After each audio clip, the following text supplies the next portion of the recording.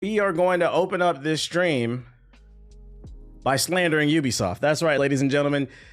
For those unaware, recently Ubisoft said monetization, aka microtransactions, loot boxes, and just excessive business practices, gotcha games, they make the player experience more fun.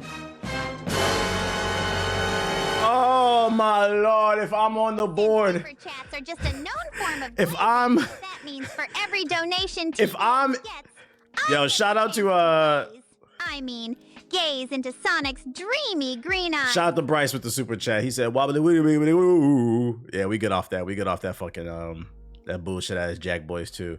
That's right, ladies and gentlemen. Monetization systems apparently make the game fun. Not mechanics, not visuals, not story, not innovation, but monetization makes the player experience more fun, according to Ubisoft.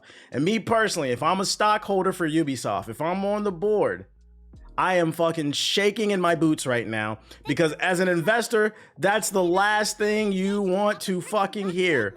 Is your leadership say, when it comes to video games, the funnest thing about our games is buying shit in it. Let's read the article. Shout out to the Terriers with the sub. Because that says to me, after a buyout, that they still haven't learned their lesson. With Tencent investing almost $2 billion in them, that says that they still have not learned their lesson and they need to focus on making quality products, and then the money will flow. Come on, guys, build it and then they will come. They still don't get it. Ubisoft recently published a 400-page universal registration document, an annual financial report that covers everything you should ever hope to learn about the company. One tidbit that's been taken away with the reckless... Super chats are just a known form of glazing. That means for every donation TBH gets, I get the chance to glaze. Gaze into Sonic's dreamy green eyes. Shout out to Banky with the $20 super chat. He said, hit the goddamn like button, YouTube, and I'm gonna hit the button for that. Azrael in the chat says, fun equals fuck you niggas from you. Oh shit. One tidbit that's been taken away with the reckless abandon is a mention about the company's monetization model and impact it has on the player. You'll laugh when you hear that Ubisoft thinks about the games with microtransactions. I'm glad that they wrote you'll laugh. Like even journalists are like, you niggas is bugging. The golden rule. The supersized Ubisoft report covers every facet of the company's performance and development between 2024 and 2025. It's available for anyone with a keen eye for facts and figures to leaf through, if that's your kind of thing. One of the most glaring notes that crops out on the 10th page of the document pertains to Ubisoft's group business model and strategy. The page opens with a note that Ubisoft is a leader in the video game industry that stands out thanks to its unique production organization. Translation, they found a way to streamline their open world slop that they've created. If you wonder why every Ubisoft game feels the same over the last 5 to 10 years, it's because they've streamlined the process to creating these open world games with a million things on the map and no unique fun things to do. But hey, at least they can get them out annually. I think that's something related to nepotism, but I'm not an expert. As the page unravels, Ubisoft's representatives dip into the subject of monetization, which is where a little delusion might creep in. The adoption of monetization and engagement policies that respect the player experience and are sustainable in the long term. At Ubisoft, the golden rule in developing premium games is to allow players to enjoy the game in full without having to spend more. Our monetization offers within premium games makes the player's experience more fun by allowing them to personalize their avatars or progress more quickly. However, this is always optional. And then on page 135, another reference to monetization pops up where it says, the safety and well-being of our players is our top priority, and we do everything we can to protect their data, provide safe and enjoyable gaming environments, and guarantee responsible monetization mechanisms. And then slightly further down in the document, it says, through its code of conduct, the group is committed to adopting a fair and transparent approach to monetization in gaming, offering fun, engaging, and immersive gaming experiences while ensuring the safety and well-being of players. Ubisoft's monetization strategy aims to enrich players' gaming experiences by balancing two main pillars, optionality and fairness across all genres.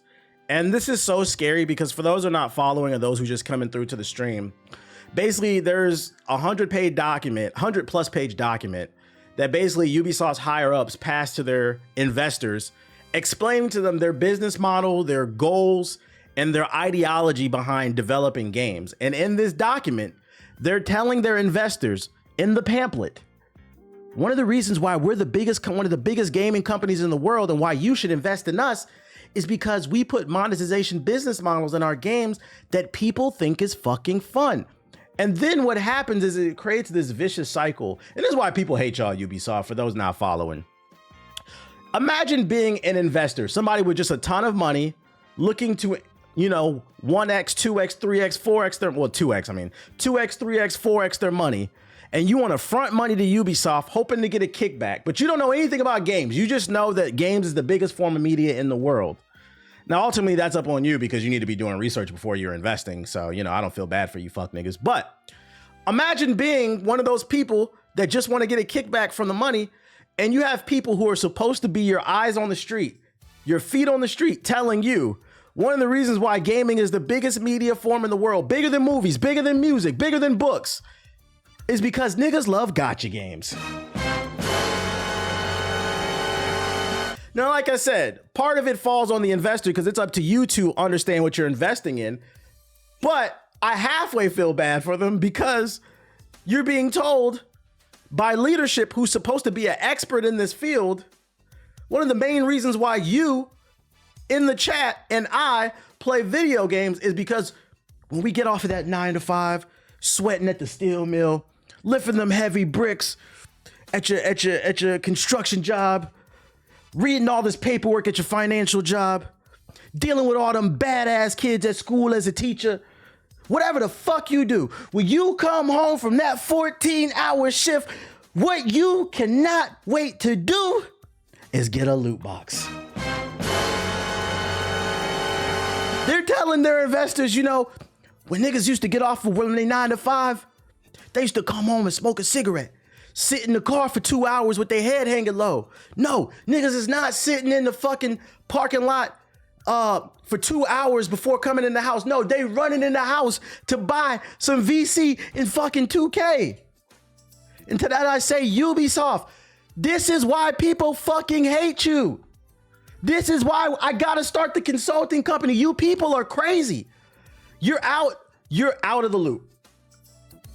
And this is why I say, if 10 years from now, 5 years from now, we see an article come up that Ubisoft has collapsed, I'm not wishing it upon them because Assassin's Creed is one of my favorite franchises.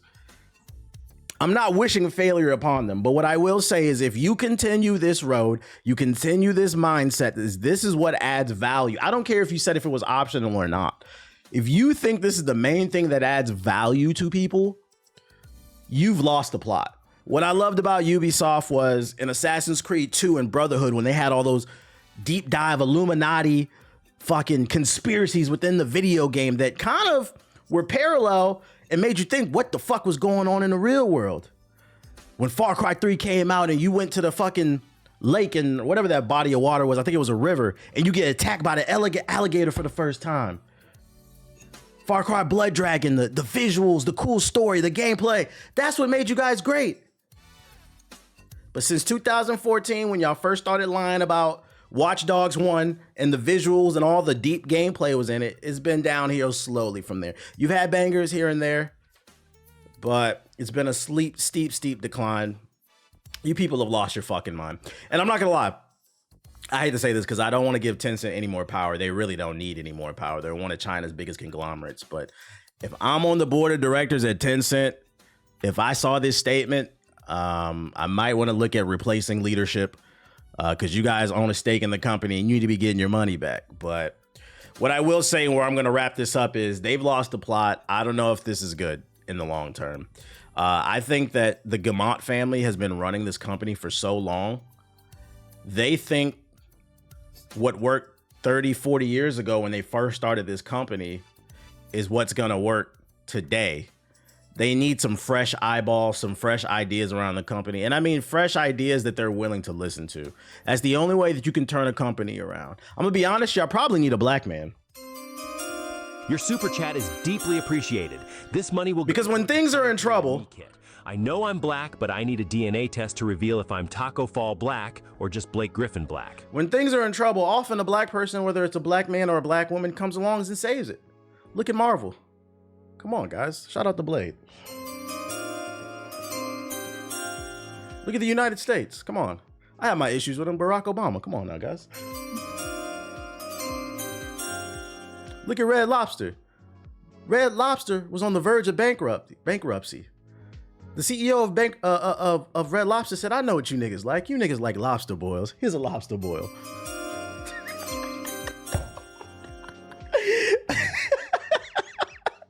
I think Ubisoft, metaphorically speaking, needs a lobster boil. You guys need a new idea. And then not only do you need new ideas, you need to be receptive and understanding where people come from. If you want that vitriol, that hatred to stop for you guys, you need to start listening. That's just how business works, man. That is how business works. So hopefully they listen, but I doubt it. You said Sarah Bond. I love Sarah Bond, but I'm not gonna lie. I feel like Microsoft is setting her up. I'm hoping Sarah Bond gets Microsoft back on the right track, but you don't think it's kind of fishy that they're talking about Phil Spencer is thinking about stepping down from Microsoft when Xbox is on the decline with all these layoffs, and then they prop up the black woman as being the next leader in the company? You don't think that's a little fishy? I feel like that's a setup, which is unfortunate. But we love Sarah Bond over here too. Shout out to Sarah Bond. But he said Phil's stepping down. Nah, it was just a rumor that was circulating a couple weeks ago. Doesn't mean it's true. Other Ubisoft news I got for you. More Ubisoft doesn't listen. Ubisoft CEO thinks Star Wars Outlaws failed because the brand was less popular. That's right, Ubisoft. That's right, ladies and gentlemen. Ubisoft claims the reason Star Wars failed is because one of the biggest IPs in the world was not popular enough. Let's read along. During a recent shareholder meeting, Ubisoft CEO was asked several questions about the development and eventual release of Star Wars Outlaws. Yves Guillemot, who's the head of Ubisoft, the CEO, who I was talking about, they need fresh blood. It's no big secret that the game didn't perform as well as expected, and in September, Insider Gaming exclusively revealed that the title had sold just 1 million copies in a month on the market. Talking about the issues that plagued Outlaws, Guillemot made a suggestion about the Star Wars brand that hasn't set well with some fans. At a recent shareholder meeting, Mr. Guillemot fielded questions about Star Wars Outlaws and how it hadn't turned around the results expected on it. The sales targets weren't made clear, but whatever they were, Ubisoft fell short of hitting them. To explain the downfall of Star Wars Outlaw, the CEO first criticized the brand before talking about the game's technical performance. For Star Wars Outlaws, we didn't reach our sales target. The game suffered from a number of items. First, it suffered from the fact that it was released at the time when the brand that was belonged to, was in a bit of choppy waters. So basically, I think he's trying to blame the recent failure of the Star Wars, the new trilogy. You know, some people aren't responsible. Although people love Andor and people love season 1 and 2 of Mandalorian, you know, there's been other Star Wars projects people aren't fans of. Star Wars is a hit or miss these days, basically. He's blaming that. And the game has had a few items that still needed to be polished, and they were polished and debugged in the early weeks, but it didn't affect sales volumes. We did heavily improve the game by troubling and debugging, and when it was released upon upcoming consoles, such as the Switch, it will be a new version of the game. And I'm here to let the CEO of Ubisoft know that what's going on with the movies and the television show has nothing to do with the success, or rather lack of success with this video game. Oh yeah, the Acolyte got shit on. Star Wars is 50-50 these days. Shout out to Todoroki with the sub, appreciate it. I'm here to let you know the reason that this game failed, because I actually played it, I streamed it, so this is not me shit talking on the game. The reason this game failed is it was just another Ubisoft game. This is what I mean when I say they need new ideas. And don't tell me they're not capable of new ideas, because 30 developers left Ubisoft, went and formed a new studio, and just released a game called Expedition 33. Don't tell me it's not possible. You are suffocating the talent in the fucking building. I'd argue you probably have some geniuses down there, but you won't give them a chance because you think you fucking know everything. And I'm not gonna lie, you're not beating the allegations that some French people, the stereotype is they can be fucking arrogant and they don't listen. Because it sounds like your arrogance is going to be the demise of this company. As somebody who played this game is not as bad as some of the people on the internet were saying, but it's also not that good. It's pain. Yo, shout out to Godly with the sub. This game is painfully mid. And when I say mid, just for clarification, I'm not saying Star Wars Outlaws is terrible. I'm saying this is a bargain bin $20 game at best. This is a $5 Steam game. Why? Because they didn't fucking innovate. It's a 6, a 7 on a good day.